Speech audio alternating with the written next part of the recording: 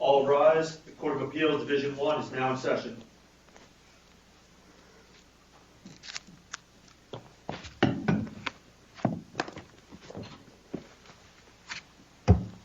Thank you. Please be seated. Good morning. For those who are comfortable doing so, you may feel free to remove your masks for the purposes of the argument. We are here this morning for oral argument in JV20-0230, Gordon O. and Carrie O. versus Kiley O. As you may know, we record and live stream our proceedings, so please give your name and the name of your client within the bounds of the confidentiality rules that apply here when you start talking. According to current protocol, you will be arguing from council table and not from the podium. You may feel free to stay seated or stand up. Just make sure you're at least somewhat talking to the microphone for our, I'm sure, wide viewing audience on YouTube. We do require you to keep track of your own time. You each will have a maximum of 20 minutes. You are not required to use all that time, but you are welcome to. The clocks will run down on the podium. You should have some ability to see that. I'll try to give you some signals, but if you ever want to move around to be able to see that a little bit, that's fine, or you can ask at any time. If you would like to save some time for rebuttal, that is your responsibility. Now, please keep in mind we've read all of the briefing, we've reviewed the record, and we have conferenced the case this morning. With that, you may proceed. May it please the court, Michael Ellsworth on behalf of Gordon Orr and Carrie Orr, who are the appellants in this matter. Back in September of 2018, the family law court regarding the child, there's a question here, RB, entered a temporary order that ultimately resulted in March of 2019 of a final order for custody by a non-parent. Pursuant to that order, the mother, the biological mother, was to receive parenting time with the child every Wednesday, alternating weekends, spring break, what you would see in a similar maybe family law type order. The provision with that, though, was that mom had to test negative on the UAs. For a period of then from September of 2019 through January of 2020, the grandparents here had requested 44 times for mother to do a UA, and she only completed 4%, 2 of those, and both of those were negative. Grandparents then filed for a termination of parental rights, and upon trial, the trial court judge found that mother had not complied with the family law order, had not tested, also noted on page 3 of the court's ruling on the termination, the mother at times in the past had even tampered with drug testing. The court then found that finding was that with regard to either of the tests at issue here, or that finding was related to testing further back in history? Is that the judge only mentioned that it says in the past that she had tampered with, but we do know from the record that the 2 UAs that she did complete, both of those tested positive with those, and that was part of what had happened between the September of 19 to January. The court did find the mother had 4 to 5 visits, in-person visits with the minor child, even though she had had this opportunity, only 4 to 5 visits, but were a short period of time. And the court notes that the relationship that mom did have with the child, and there was some dispute in the record. Grandma testified mom only tries to contact maybe about once a month for phone calls. Mom stated that she would kind of call a couple times a week. But the court did note on page 5 of the ruling for termination that the relationship was probably more through the efforts of the petitioner, of the appellants in the case, and the actual child than it was mother. Because in the record, the child would actually at times reach out to try to talk with his sister, a half-sister, and potentially with mother. And what's interesting on page 5 of the court's ruling, and really what leads us to here today, is the court noted at the very top, it says, in this matter, evidence established that mother has not provided normal supervision for a period of 2 years. We now look at the case law and the statute. But normal supervision, that's a portion, to be sure, of the statutory language, but that's not the only indicia of connection that defeats a claim of abandonment. Isn't that true? In other words, the statute mentions including providing normal supervision, but also talks about reasonable support and maintaining regular contact. That is correct. And here's where, and maybe I keep things really simple. If we look at the statute and actually the definition, and I know this court's fully aware of the Michael J. case from 2000, our Supreme Court actually went through the history kind of termination and definitions, and then to the definition that we have now. And what it is defined as, abandonment now means the failure of a parent to provide reasonable support. And the testimony was clear. Mother had provided no support. So we check that box, no support. Then it goes on and states to maintain regular contact with the child, including normal supervision. We check that box. Mom did not maintain regular contact, including normal supervision. But the word including is an inclusive term. It's not exclusive. In other words, it's not just maintaining regular contact, which must be the supervision aspect. It could be other things. It could be. It could be two parts. And we look at many cases, for example, someone who maybe be in prison. And there's obviously hundreds of cases that have gone to the Court of Appeals on timing and relationship before and how long they're in prison. Can they maintain normal contact? And if there's a situation why by circumstances they could not have regular supervision, then there may be a good defense to this. But we look at this case. Well, is the order from the family court part of something we consider then? Much like incarceration, there was a court order that limited the contact. It limited the contact, but provided her with substantial contact. And so when we look under this circumstance is, what did mother do? And that gets us to the next part of mother has to assert her rights at every opportunity. And where she has... Let me ask, if I understand your argument correctly, and please correct me if I'm wrong, I think you're arguing that the issue is not whether regular contact existed, it's whether mother herself initiated that regular contact. And if mother herself did not initiate or cause the contact to occur, then the fact that there was contact is not enough. She has still not met the statutory requirement. Is that what you're arguing? Well, yes and no. Okay. Yes, for the simple fact is mother did not assert her rights to initiate contact, and no to the fact that she did not maintain regular contact. And under these circumstances, where she had by court order the ability to see the child every Wednesday, the ability to have weekend parenting time every other weekend from Friday night until Sunday night, spring breaks with the child, holidays with the child, and she does not do that, how can a court here suggest that she was having regular contact when she only had 4 visits and didn't exercise the ability to have all this time with her child? And don't we defer to the Superior Court's conclusion on that? As far as the factual finding that was sufficient to establish the regular contact? But then judge says, the only judge ruling is mother did not provide normal supervision. And she did say regular contact, but there is some dispute there in the record. But then... But don't we resolve that dispute in favor of affirming? We understand that... it's a tough burden. It is a tough burden. And the trial court is in the best position to weigh the evidence.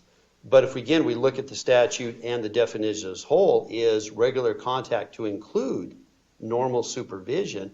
What in these circumstances would be normal supervision? This isn't a case where somebody's in prison.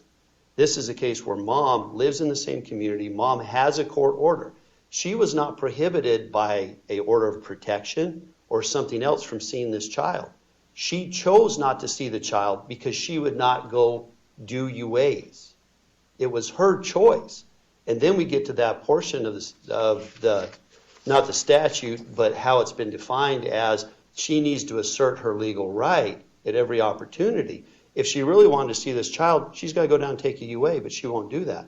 Now, wasn't there a period of time where she was doing UAs, it just wasn't through, I guess, maybe the place that the grandparents wanted. She was doing UA drops with the ex-husband, and we'll talk with her counsel about that, but there is a period of time in the record where she submitted UAs that were negative, but it just wasn't through the grandparents' request. Isn't that correct? Well, she was, and I think the record reflects, once a month, the ex-husband, so that she could see her child Nat, was having to do a home test UA. Okay, But those were never submitted, and those weren't submitted to the court at trial either. okay. And so she's suggesting they were done. One, were they really done or not, we don't know. They were a home test, whether they were 10-panel, whether they were official. And again, the judge notes in the past, she's cheated on those. So whether they were really accurate, were they viewed by the husband or not. But again, she had the opportunity, and that's what we're suggesting is the normal supervision here is this isn't a case where somebody's in prison, somebody's isolated, somebody's prohibited through an order of protection. This is a case where mom just chooses to do nothing, and the contact that she actually has, as noted by the court, was because of grandma or the child. She's still making no efforts to have regular supervision or reasonable contact with the child. And so we do believe the court erred in not following the definition as defined in the statute and not finding that abandonment had taken place, which then would lead us to the next portion of best interest, which is not even addressed because since the court didn't find a ground, we don't even get to that point at this time. So I'd like to reserve a few minutes unless any of you have any other questions. All right, thank you. Thank you. May it please the court and counsel, my name is Megan Wiegand. I am the court-appointed appellate counsel for the appellee, the mother, Kiley Osborne, in this case. The question before this court is whether the trial judge in this case abused her discretion in denying the petition. This court's obviously well aware that the Court of Appeals is going to do everything it can to affirm a trial court's findings unless that finding or that ruling was clearly erroneous. Obviously, the trial court has broad discretion. The trial court is in the best position to weigh the evidence. In this case, contested trial. The trial judge heard from all parties, heard all the evidence, and in formulating its ruling, started out by noting the challenge that it has in making those determinations, because even though we have body of case law and we have a number of things that the trial court can consider and should consider in making those rulings, that there is no bright line rule for determining whether abandonment has taken place. It's not always black and white. And in this case, Counsel, I Yes. just want to clarify. So do you agree that according to Michael J., we are to look to not what mother's intent was, but to what her conduct was to demonstrate that intent or to demonstrate her efforts? Judge, yes, I believe that analysis does have to take place, but Michael J. has said pretty clearly that the court can't just listen to a parent who comes to trial and says, I never meant to abandon my child, that was never my intention. The court does have to consider the conduct of the parent. And even in this case, although clearly... reconciling that standard with what, as counsel pointed out, what the court found here, which was that although there was contact, that contact was not a result of mother's own conduct, but the result of the grandparents' conduct and the child's conduct. How do we square that standard with that finding? What I would say, Judge, is that I believe that the court did point out, and I believe it's at the top, no, I'm sorry, it's on page 4 of the ruling. Mother made some effort of her own and then responded to effort that was being made by either the grandparents or the child himself. And the mother did not reject efforts made by the grandparents or the child to get into contact with her. So I don't think it would be fair to say or correct to say that she did not contribute to the contact that did take place. And the trial Is there court... any other evidence of her efforts or conduct?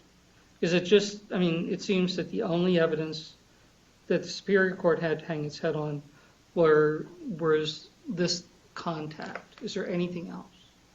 Judge, I think that the Superior Court noted that mother did admit essentially to the court that she had struggled with her substance use and that she was struggling with her own ability to get up to speed and provide enough negative UAs, whether through, and I'm sorry, I'm not going to remember the name of the facility, or whether she was providing home testing that could be shown to be reliable.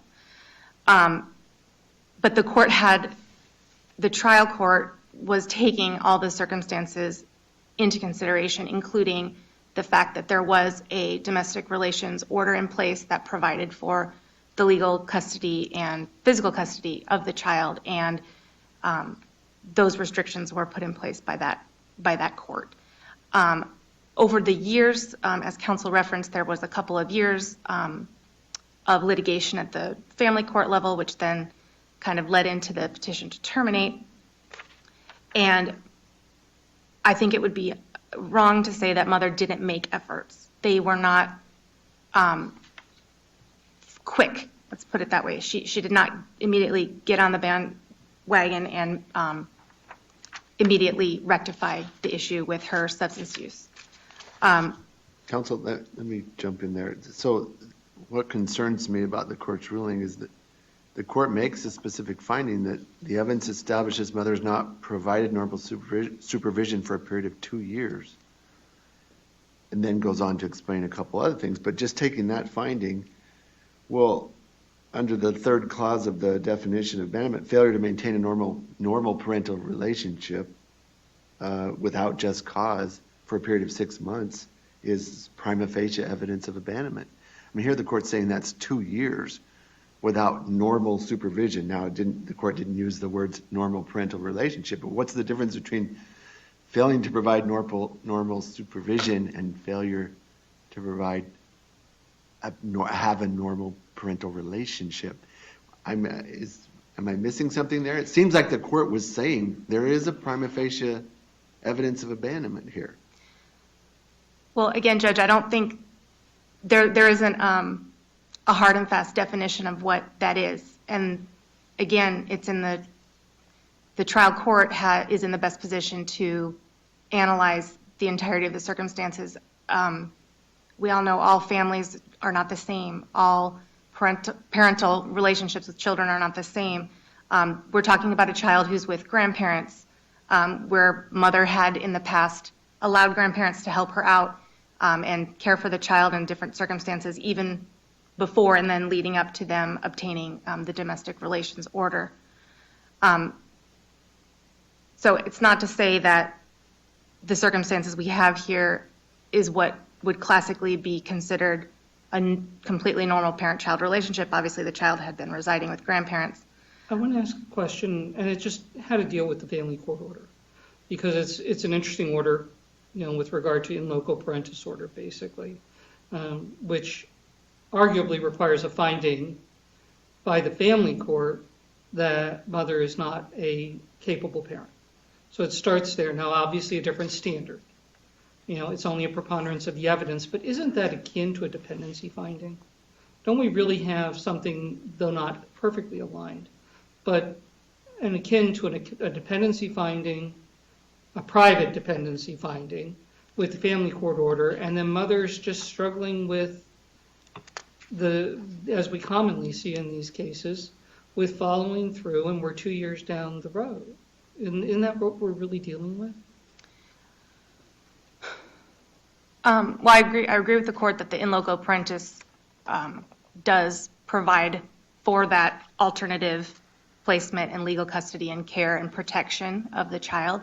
And it requires the finding that the parent isn't capable of doing it.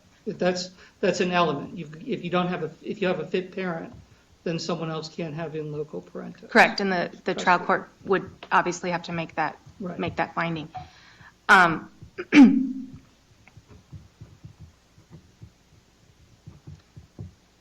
The trial court's denial of this petition, there's no indication that that disturbs the domestic relations order that's in place.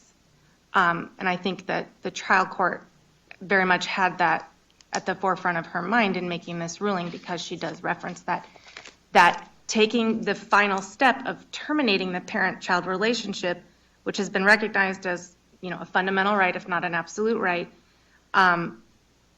that the child, and unfortunately we don't have a best interest analysis, and so I don't mean to step over into that, but in considering the totality of the circumstances in this case, the trial court did not have to take that final legal step of terminating a parent's rights to parent her child. So isn't that kind of where we end up?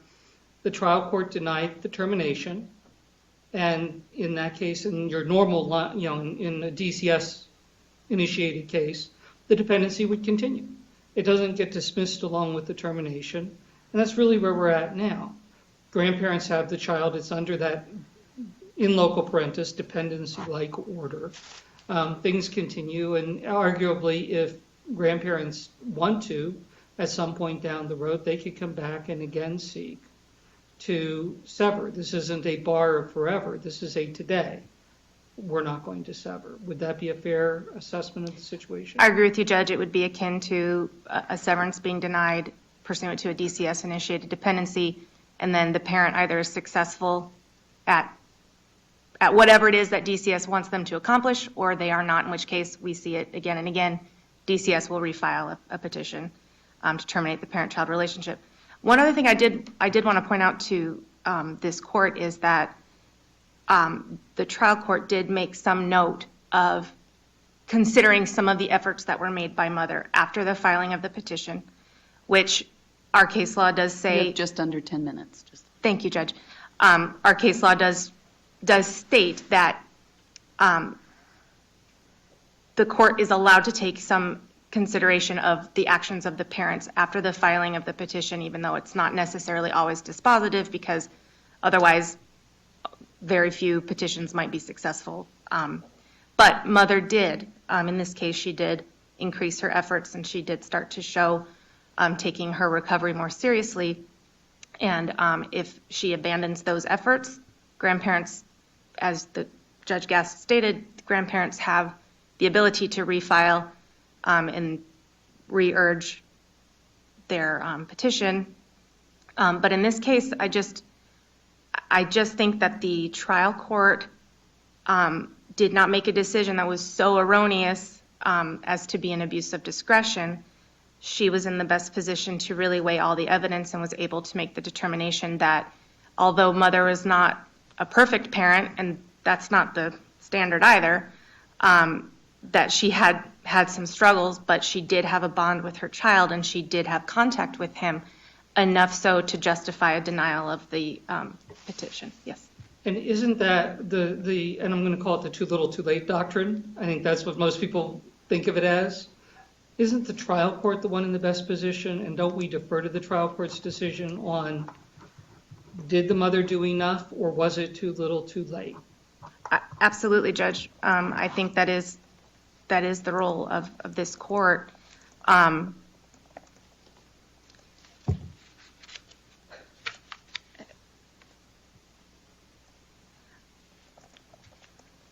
One final point I did want to make is that the trial court is bound by the clear and convincing evidence standard in making the rulings, and that is a high standard, and the fact finder does have that in its mind at the trial level. And I would simply argue that the trial court in this case had the evidence, had heard all the evidence, had weighed it all, was in and is still in the best position to make that finding, whether granting or denying the petition. And so I would simply submit, as in my brief, that the trial court did not make an error that was so egregious as to amount to an abuse of discretion in this case.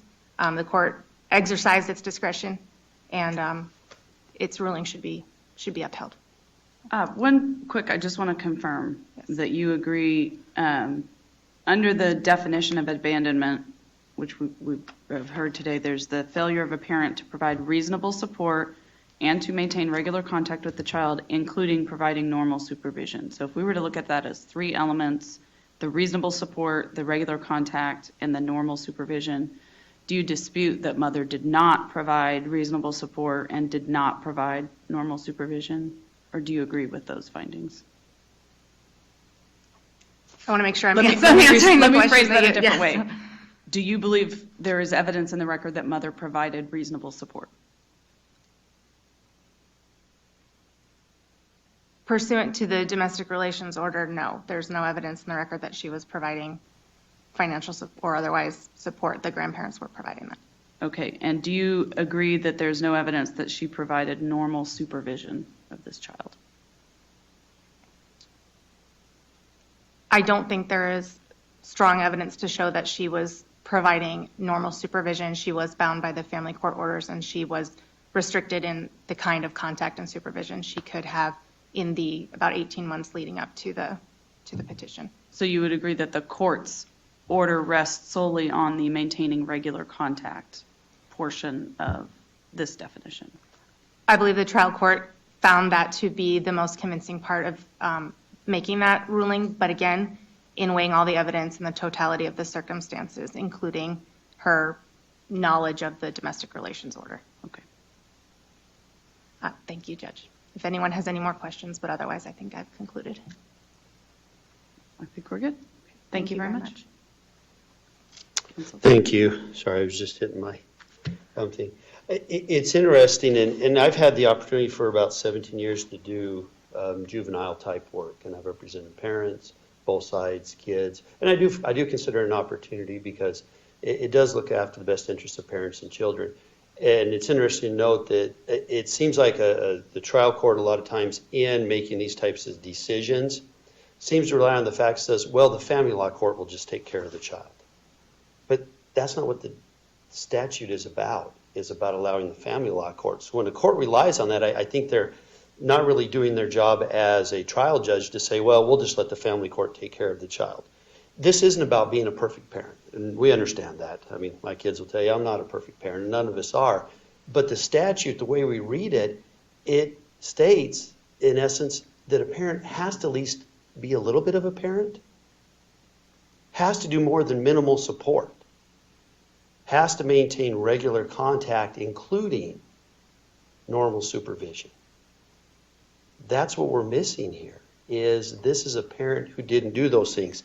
And I will quote you Counsel, from... one sort of thorn, though, in this interrelationship between the family court and the juvenile court in this particular case is, as counsel pointed out, there is this family court order that restricted the mother's ability to provide normal supervision. Her visitation was not a supervisory experience, so to speak, but that was because of this order. Wouldn't you agree? I would disagree, Judge, because Okay. if we look at it under a family law setting, you frequently, depending, I know our statute now says both parents should have frequent, continual, meaningful contact. But if we have a family law setting, frequently we see, especially long-distance relationships, one parent will have an every other weekend. Parent lives in Shola where we live, parent lives in the valley. They'll have an every other weekend. They'll have spring break. They'll have holidays. And I don't think it's proper to suggest, well, they were limited by the court. No, based on the circumstances, that was the parenting time they were rewarded. This is a situation where she had significant parenting time. If she would have exercised all of her time with her child, she would have had, on a yearly basis, somewhere around 80 plus visits. Some of them would have been for a few hours, overnights, extended time. And so the family law court didn't restrict her parenting time. I would suggest actually gave her parenting time. Because the judge could have come in and said, look, you've got drug issues, we're going to cut you off until you are clean. No, said, look, here's your time, but here's what I want you to do. Test, show a negative result, and then there, if you look at that order, actually gave her an out and said, look, if you are going to regress, if you're going to have a positive UA, I'm going to have you show me 2 negatives, and then you can have your time. So it wasn't, hey, if you have a positive, you're done. That's part of the family court order. But again, this issue of being at least somewhat of a parent, that's what we are lacking here. Now, in Michael J., there's a portion in there that the court states, it says, that we note that prompt finality is paramount because, in other words, a young child languishes in limbo, surrendered by the mother, unclaimed by the father, right on point in this case, and bonding with others from which the law cannot extricate the child without a lengthy proceeding compounding the harm. Very seldom do I ever see a case right on point.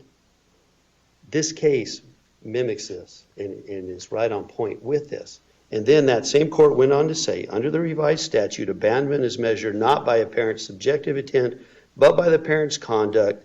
A statute asks whether a parent has provided reasonable support, maintained regular contact, made more than minimal efforts to support and communicate with the child, and maintain that normal parent-child relationship.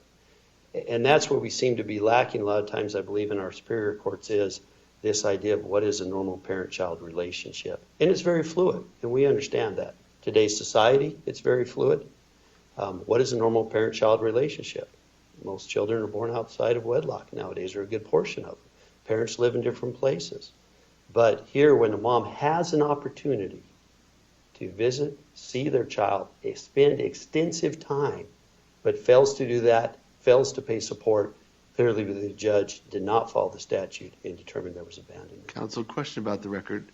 So and this happens after the petition, if I understand the record correctly, because the court made a finding in denying the substance abuse ground that mother was clean since January of 2020.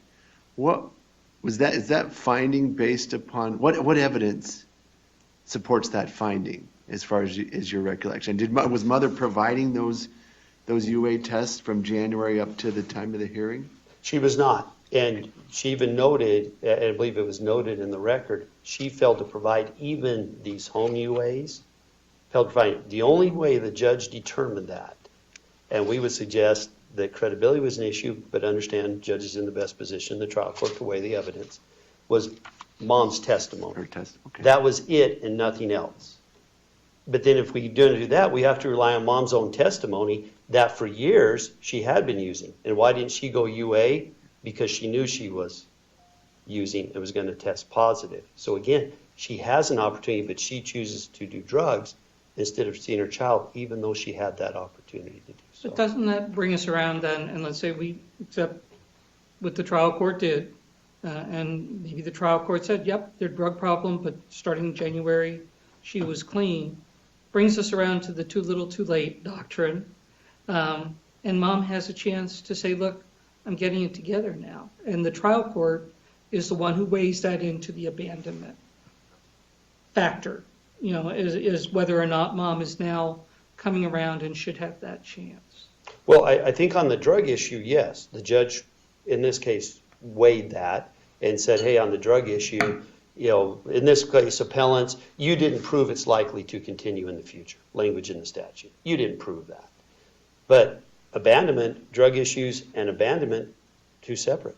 And the way I'm viewing it is, did she abandon? Not, is she going? And she still proved, even up to the point of trial, she still had those opportunities to go and do the UAs and see the child. She still failed to do it even as of May of 2020. So there wasn't this too little too late, or hey, you know what, we're going to give you a little bit of credit here. She still wasn't doing it 5 months after filing of the petition. Thank you. Thank you. Thank you, counsel. Thank you for making the drive. Thank you for making your drive. We will take the matter under advisement and we will issue a decision in due course. Court is adjourned.